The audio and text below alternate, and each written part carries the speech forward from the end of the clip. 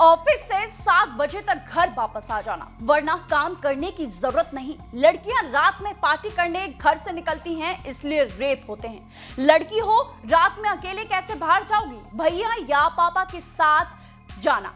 नमस्कार दर्शकों, मैं हूं आपके साथ बुलबुल भारद्वाज और आप देख रहे हैं आर्या न्यूज। भारत में एक लड़की के लिए रात को सीधे खतरे से जोड़ दिया जाता है और इसे लेकर नसीहतें भी मिलती हैं। हालत यह है कि लड़कियों की जिंदगी से रोज का आधा दिन लगभग गायब रहता है। क्यों? क्योंकि उस समय हल्का या गहरा अंधेरा छाया रहता है। तो क्या ये मान लें कि लड़की दिन में निकले तो सेफ है, या फिर भारत में रेप का कोई वक्त तय है? आज ये सवाल हम इसलिए पूछ रहे हैं क्योंकि बिहार में दरिंदगी की एक ऐसी घटना सामने आई है जिसने पूरे देश को हिलाकर रख दिया है और सवाल खड़े कर दिए हैं उन नेताओं पे जो चुनाव से पहले महिला सुरक्षा के नाम पर वोट मांगते हैं, और सवाल खड़े होते हैं उस पुलिस प्रशासन पर जिसके राज्य में, शहर में रेप करने की कंपनियां खुली होती हैं और पुलिस को उसकी भनक तक नहीं होती है। महिला सुरक्षा पुलिस और नेताओं के दावे और वादों पर अंत में बात करेंगे, लेकिन उससे पहले आपको पूरा मामला बता देते हैं जिसने देश की 200 बेटियों के जीवन को गंध में डाल दिया है। देश के हर बेरोजगार इंसान को नौकरी या काम धंधे की तलाश होती है जिससे वो अपना जीवन यापन कर सके। बेरोजगारी में नौकरी मायने रखती है, लेकिन बिहार के कुछ लोगों ने नौकरी के इस महत्व को कंपनी खोलकर भुनाया है। हैवानी की शक्ल में कंपनी ने महिलाओं के साथ यौन शोषण किया है। ये एक ऐसी घटना है जिसके बारे में जानकर स्थानीय प्रशासन हिल गया है। ये बिहार के मुजफ्फरपुर में हुए बालिका गृह कांड से भी बड़ी घटना है। बिहार के मुजफ्फरपुर जिले में नौकरी दिलाने के बहाने कई युवतियों को कथित तौर पर महीनों तक बंधक बनाकर रखने और उनका यौन उत्पीड़न करने के आरोप में 9 लोगों के खिलाफ मामला दर्ज किया गया है। पुलिस ने ये जानकारी देते हुए बताया है कि आरोपी व्यक्ति एक फर्जी मार्केटिंग कंपनी से जुड़े हुए हैं। आरोप है कि मुजफ्फरपुर के एक चिट फंड कंपनी में नौकरी का झांसा देकर कई लड़कियों के साथ शारीरिक संबंध बनाया गया। एक पीड़िता ने बताया है कि आरोपी से फेसबुक पर दोस्ती हुई थी।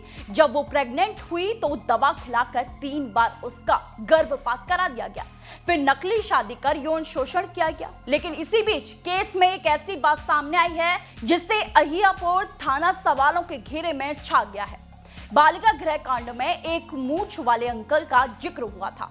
अब इस पूरे केस में एक पुलिस वाले की भूमिका संदिग्ध दिखाई दे रही है, क्योंकि पीड़िता जब शिकायत लेकर थाने गई तो पुलिस ने एफआईआर दर्ज नहीं की और कोर्ट जाने की सलाह देकर उसे थाने से भगा दिया गया। इसके बाद पीड़िता ने कोर्ट में परिवारवाद दायर किया, फिर भी थाने में केस दर्ज नहीं किया गया। लड़की दोबारा कोर्ट गई, तब जाकर अहियापुर थाने में केस दर्ज किया गया। एफआईआर में डीबीआर कंपनी के सीएमडी मनीष सिंह, तिलक सिंह के अलावा इनामुल अंसारी, अहमद रजा, विजय कुशवाहा, कन्हैया कुशवाहा, हृदय आनंद सिंह और मोहम्मद इरफान को आरोपी बनाया गया है। पीड़ित ने बताया है कि फेसबुक पर महिलाओं के लिए जॉब ऑफर के पोस्ट के माध्यम से वे डीबीआर संस्था से जुड़ी, जहां अप्लाई करने पर चयन होने के बाद प्रशिक्षण के नाम पर 20,000 रुपए की मांग की गई।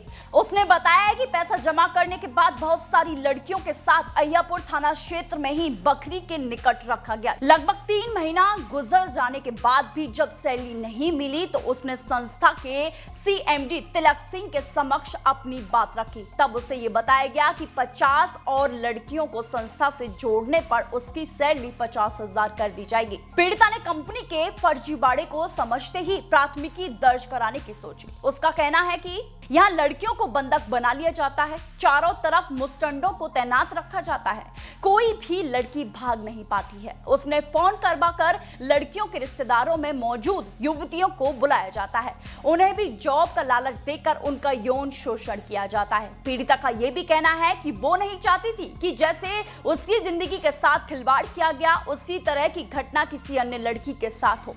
पीड़िता का आरोप है कि फर्जी संस्था को लेकर प्राथमिकी दर्ज करने के बाद तिलक सिंह ने उसका किडनैप कराया और न्यायालय में जाने से रोकने की कोशिश की गई। इस क्रम में दहशत बनाने के लिए उसके भाई को पटना बुलाकर हत्या कर देने की धमकी भी दी गई। अब ऐसे में सबसे बड़ा सवाल यह है कि आखिर पुलिस प्रशासन के रहते मुजफ्फरपुर जैसे शहर में इस तरह के रैकेट कैसे चल रहे थे। और सवाल ये भी उठता है कि ये बिहार की मुजफ्फरपुर में हुई ये घटना के बाद बिहार में नौकरी मांगने गई आपके घर की बहू बेटी सुरक्षित वापस लौटेगी या नहीं, इसकी जिम्मेदारी कौन लेगा। पुलिस जिसे मामले में एफआईआर दर्ज तक नहीं कर रही है, नेता जो वोट मांगने से पहले महिला सुरक्षा के वादे करते हैं, और सवाल ये भी उठता है कि ये बिहार के मुजफ्फरपुर में हुई ये घटना के बाद बिहार में नौकरी मांगने गई आपके घर की बहू बेटी सुरक्षित वापस लौटेंगी या नहीं, इसकी जिम्मेदारी कौन लेगा। पुलिस जिसे मामले में एफआईआर दर्ज तक नहीं कर रही है और नेता जो वोट मांगने से पहले महिला के सुरक्षा के वादे करते हैं, लेकिन वो आज नजर नहीं आ रहे हैं। लेकिन आपकी इस पर क्या राय है, हमें कमेंट में जरूर बताइएगा। इसकी जिम्मेदारी को आप किसको मानते हैं, हमें कमेंट में जरूर बताइएगा। देश और दुनिया की तमाम खबरों के लिए देखते रहिए सिर्फ और सिर्फ आर्य न्यूज।